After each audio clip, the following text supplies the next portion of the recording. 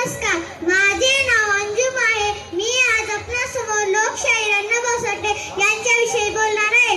लोकशाहीर अण्णाभाऊ साठे यांचा जन्म 1 ऑगस्ट 1920 रोजी सांगली जिल्ह्यातील वाटेगाव झाला. ते एक समाजसुधारक व लेखक होते. त्यांचे पूर्ण नाव तुकाराम भाऊराव साठे असे होते. त्यांनी न शिकता अनेक कथा, कादंबरी, लावण्या व पोवाडे लिहिले. त्यांनी आपल्या लेखनातून शोषित कामगारांचे प्रश्न मांडले. समाजात जगण्यासाठी दिले ज्यांनी अभिमानाचे स्थान, साहित्य आणि लोककलेतून केले जन्मनाचे पुनर्निर्माण. शब्दाची खाण महाराष्ट्राची शान, बहुजनांची आण, साहित्याची मान.